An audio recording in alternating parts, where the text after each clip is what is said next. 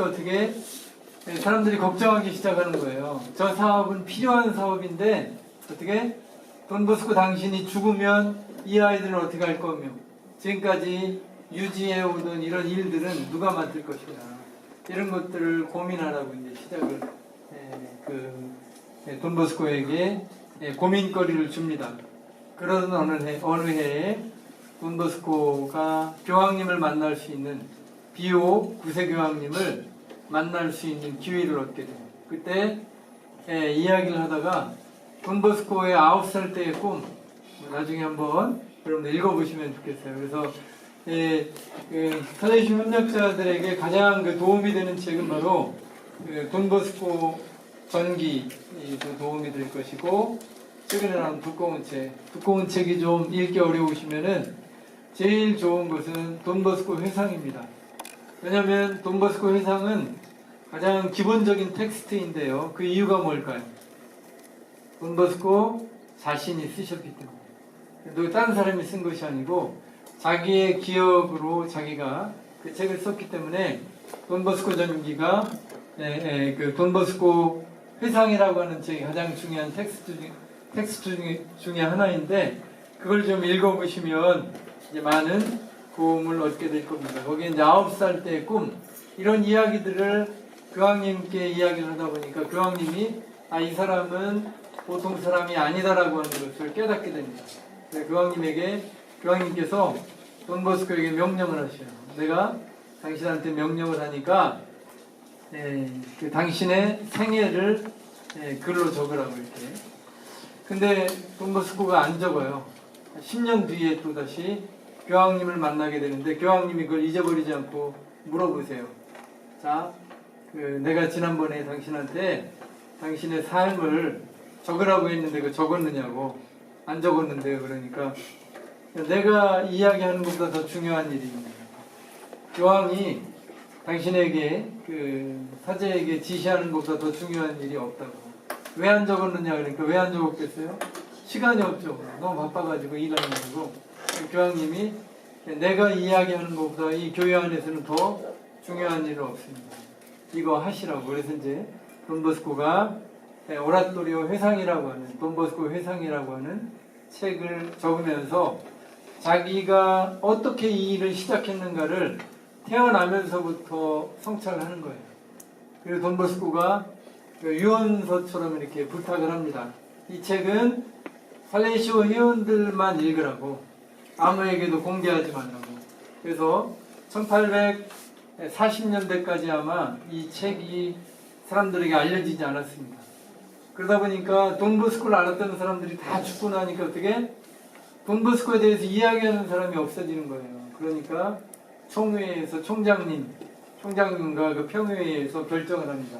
이거는 살레시오 회원들만 읽어서는 안 되는 것 같다. 돈버스코가 이렇게 부탁했지만 살아있는 돈버스코를 만날 수 있는 가장 중요한 텍스트.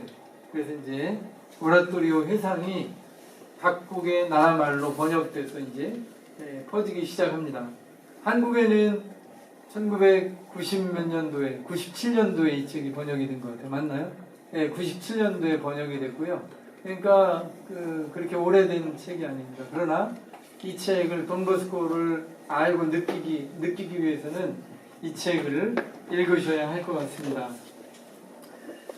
그런데 이 비오 구세 교황님을 만나면서 이야기를 하다 보니까 교황님이 돈버스코에게 힌트를 줘요. 자, 그러면 이 일을 계속할 수 있는 방법이 무엇인가? 바로 살레시오 수도회라는 말을 공식적으로는 쓰지 않습니다. 살레시오 회라고 하잖아요. 왜 그럴까요? 바로 지금 이 배경 때문에 그렇습니다. 그 당시에 수도회의 설립이 금지되어 있었기 때문에 소사이어티 하나의 그냥 사회적인 기관으로 등록을 하라고 이야기합니다. 밖에서 볼 때는 소사이어티는 그냥 하나의 기관이에요. 공적인 기관으로서 하나의 재단법인처럼 이렇게 기관인데 교회 안에서는 뭐로 인식한다는 거죠? 수도회로 인식하겠다. 할 수 있는 거. 이게 이제 우리가 잘 알 수 있는 두 개의 수도회가 이제 이런 이름을 가지고 있는데 하나는 어디일까요? 예수회입니다. 예수회. 예수위도 소사이어티입니다. 그래서 예수위가 이제 훨씬 더 먼저 생겼고요. 저희 수도위는 1859년도에 이제 인가를 받게 되는데 이 교황님이 이런 힌트를 주는 거예요. 그래서 돈보스코가 수도위 설립을 준비하기 시작하는 것입니다. 1859년도에 12월 18일 날 첫 번째 소원자들이 생기고 수도위 창립 기념일이 되는 거죠. 그래서 이제 여기 그 전에 나오셨던 분들은 기억하실 거예요. 2009년도에 수도위 창립 150주년을 기념을 했던 거죠. 근데 돈보스코의 생각은 뭐예요? 돈보스코는 두 부류의 살레시오 회원들을 창립하려고 했습니다. 두 부류라고 하는 것은 뭘까요? 바로 수도회에서 살고 있는, 수도 생활을 하면서 사는 살레시오 회원과 그 다음에 수도원 밖에서 살고 있는 살레시오 회원, 이 두 회원이 살레시오 회에는 필요하다고 생각했습니다. 수도회에서 살고 있는 회원과 세상 안에서 살면서 돈보스코의 오라토리오를 위해서 일하는 사람들, 이 사람들도 돈보스코는 살레시오 회원이라고 생각했습니다. 그런데요, 어려움이 생기기 시작했어요. 1859년도에 수도회는 인가를 받았습니다. 교황님으로부터 공식 인가를 받았는데 교령이 선포되고, 그런데 수도회가 정식으로 시작을 하려면 회원이 있어야 돼요. 회원. 회원이라고 하는 게 법이거든요. 한 나라가 공식적으로 시작하는 것은 무엇과 함께? 헌법과 함께 시작하잖아요. 법인이 하나 시작하려면 뭐가 있어야 되죠? 법인에 정관이 있어야 되죠. 정관이 바로 우리 수도회에서는 회원인데, 회원을 만들었는데 회원 통과가 계속 안 됩니다. 가장 큰 걸림돌 중에 하나가 무엇이었을까요? 바로 세상 밖에 있는 살레시오 회원 개념을 이해를 못하는 거예요. 수도회 성에 있는 이 장관들이, 그 다음에 수도회 성을 구성하고 있는 이 대주교들이, 아니 수도회 안에서 살지 않는, 밖에서 살고 있는 살레시오 회원, 이거 교회 역사 안에 이런 회원이 없었고 이거 말도 안 된다. 그래서 계속 이걸 불합격을 시켜요. 그래서 돈보스코가 거의 20년, 거의 한 10몇 년 동안 수도회 회원을 인가받기 위해서 고생을 합니다. 마지막에 이걸 내려놨어요. 밖에서 사는 살레시오 회원의 개념을 교회는 받아들이지 않았기 때문에 이걸 내려놔야 되죠. 이 개념을 어디에다가? 살레시오 협력자 회에 집어넣은 것입니다. 살레시오 협력자들은 기본적인 아이덴티티는 뭘까요?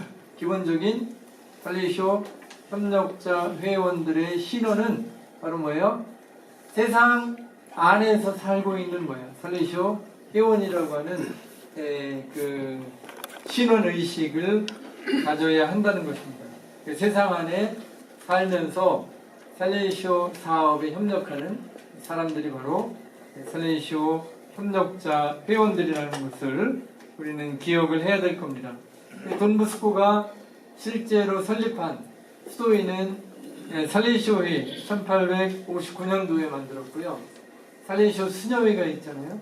살레시오 수녀회는 1872년도, 훨씬 지나서 이제 수녀회가 만들어지고, 수녀회가 창립된 다음에 1876년도에 살레시오 협력자회가 이제 만들어지게 되는 것이죠. 공식적으로 이 세 개의 단체가 돈보스코가 만든 것입니다. 그러니까 중요한 것은 뭐예요? 누가 만들었는가? 바로 돈보스코의 원의에 의해서 만들어진 단체가 바로 살레시오 협력자회라는 것을 우리는 잊어서는 안 될 것입니다. 비오 9세 교황님은요, 살레시오 협력자회를 제3회들을 많이 알고 계시죠? 프란치스코회 제3회. 어마어마합니다. 규모가.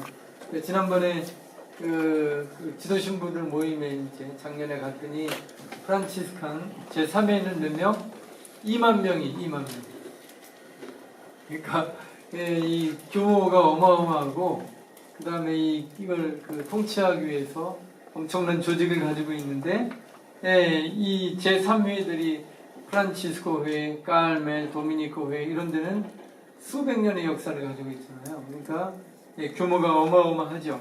그런데 교황님께서는 살레이쇼 협력자회는 전통적인 제3회의 형태를 가지고 있다. 그런데 삶의 방식은 달라야 한다고 규정하십니다. 교황님께서. 뭘까요? 일반적으로 제3회들은 뭐로 봉사하는 거죠? 기도를 통해서. 기도를 통해서 수도의 영성을 나누고 수도의 영성과 함께하는 사람이라고 생각을 하십니다. 그런데 전통적인 제3회와 주된 차이는 바로 그 다른 수도회는 신심업이라든가 신심업을 통해서 완덕을 추구하지만 살레이쇼 협력자회는 누구? 이웃을 향한 애덕 활동. 구체적으로 사랑을 실천하는 애덕 활동을 통해서 그 완덕을 추구하는 사람이라고 이렇게 규정을 하십니다. 그러니까 뭐예요? 살레이쇼 협력자 회원들은 위험에 처한 가난한 청소년들을 위해 일하는 사람. 이게 살레이쇼 협력자 회원의 주된 신원 중에 하나입니다. 그러니까 우리는 활동하는 사람들이라는 거죠. 활동을 통해서 특별히 이 일을 우리의 신원을 잘 드러낼 수 있다고 이제 이렇게 규정을 하고 있습니다. 처음에 살레이쇼 협력자는 수도자들과 가능한 비슷한 삶의 방식을 살려고 생각했고 또 그렇게 살아야 한다고 이렇게 생각했던 것 같아요. 그러나 이제 결혼했기 때문에 그리고 나이나 건강 또는 기회가 없었기 때문에 수도자가 될 수 없었던 사람들이 세상 안에서 평소에 자기가 가지고 있는 직업을 계속 유지하고 가족과 함께 살면서 협력자가 될 수 있고 또 수도자처럼 세상 안에서 살 수 있는 사람이라고 하는 그런 생각을 갖게 되었습니다. 돈보스코는 바로 그런 사람이 살레이쇼 협력자라고 이렇게 생각을 했던 거죠. 세상 안에 살면서 모든 사람 아까 이야기했잖아요. 코펠레 신부님의 부모님도 살레이쇼 협력자가 살레이쇼 회원이 되려고 했는데 아니 되지 말라고 이렇게 이런저런 조건 때문에 일 때문에 결혼했기 때문에 또 수도일을 너무 늦게 알아가지고 수도자가 되고 싶으면 못됐던 사람들 이런 사람들에게 협력자로 살아가면서 수도자 못지않은 삶을 살 수 있는 기회를 주려고 했던 거 이게 이제 돈보스코의 생각이라는 것이죠. 그렇다면 협력자가 될 수 있는 사람 누가 협력자가 되는가? 협력자가 될 수 있는 사람은 평신도와 성직자 모두에게 열린 성소입니다.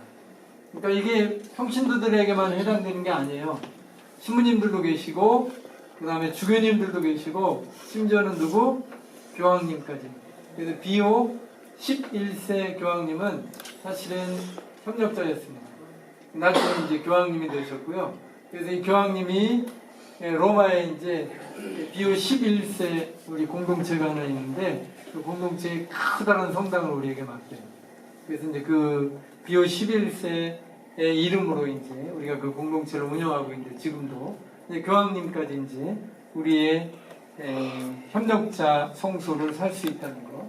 그래서 그 전에 신부님들 중에 교구 신부님들 중에 한두 분 이제 제가 아는 분이 협력자 회에 이렇게 들어오려고 하셨던 분들이 이제 있었던 것을 기억합니다. 그 다음에 평신도 협력자는 살레시안처럼 살기 위해서 다 버리고 수도원에 올 필요는 없다는 거예요. 여러분들은 자기 직장 생활을 하면서 현재 자기 일에 충실하면서 또 가족과 함께 살면서 여러분들이 삶의 자리에서 사도로서 살레이시오 정신을 살아갈 때 협력자가 될 수 있다는 것을 기억하시면 좋을 것 같습니다. 사제들이 예를 들면 그 협력자가 되고 싶다라고 했을 때 그 사제의 귀감인 돈보스코의 영성을 배우고 실천하려고 하는 그런 마음들을 가질 수 있도록 도움을 주는 것 이런 것들이 이제 필요하다는 것이죠. 이런 사람, 이런 분들이 이제 협력자라고 이제 이야기할 수 있고요. 그렇다면 협력자는 뭘 하는 사람들인가? 협력자는 기도와 신심업을 통해서만 하는 것이 아니고 구체적인 애덕 활동을 통해서 자기의 신혼을 사는 사람이라고 이야기했습니다. 그러니까 협력자는 이제 사명을 구체적으로 실천하는 거죠. 살레이시오 사명들을 구체적으로 자기가 살고 있는 삶의 자리에서 실천하는 사람이라고 이야기할 수 있겠습니다. 그래서 그 젊은이의 사도가 되도록 부름받은 사람들이라는 거죠. 젊은이의 사도. 그러니까 젊은이의 사도가 되기 위해서 모두가 다 소년원에 갈 필요는 없습니다. 자기 젊은이의 사도는 어디로부터 시작되죠? 가정으로부터. 우리의 가정. 제가 보니까 저는 자식이 없어가지고 좀 그런데 제가 집에 가가지고 이제 손주가 좀 있습니다. 손주들이 벌써 꽤 되는데요. 최근에 이제 아기가 하나 돌이 됐는데 지난번에 이제 명절 때 집에 잠깐 갔는데 이놈이 그때까지만 해도 머리가 흰색이었어요. 백색. 저만 보면 우는 거예요. 눈만 딱 마주치면 기분이 나쁘더라고요. 왜 나만 보면 이렇게 그 눈물을 이렇게 소리내서 오나 그랬더니 물어보니까 조카가 삼촌 머리가 하얘서 그래요. 흰머리를 본 적이 없어가지고 애가 놀랬다는 거예요. 그래서 이제 이틀 동안 이틀 집에 있었는데 그 전날은 성공 못하고 그 다음날 또 가가지고 열심히 그 알랑방구를 끈 다음에 이제 아기가 얘가 이제 저를 받아들였어요. 살짝 이제 제가 오라 그러면 와서 안기고 근데 애를 이렇게 안고 좀 보려고 그랬더니 너무 힘든 거예요. 한 20분 지나니까 슬쩍 깨가 나기 시작하는 거예요.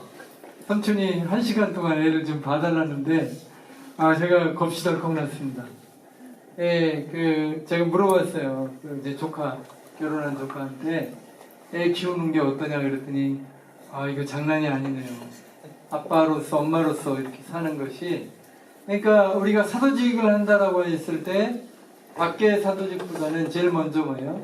가정에서 자녀들과 또 우리 가족들 가까이 있는 사람들에게 먼저 사랑을 실천하는 삶을 사는 것 그리고 다른 사람들을 위해서도 함께 살아갈 수 있는 마음의 여유를 갖는 것 이게 첫 번째라는 것이죠. 돈보스코의 영성은 가정으로부터 시작되는 것이다 라고 하는 것을 잊지 않으시면 좋을 것 같습니다. 그 다음에 돈보스코 살레시오 협력자들은 교회의 사명에 참여하는 사람들, 교회 사명.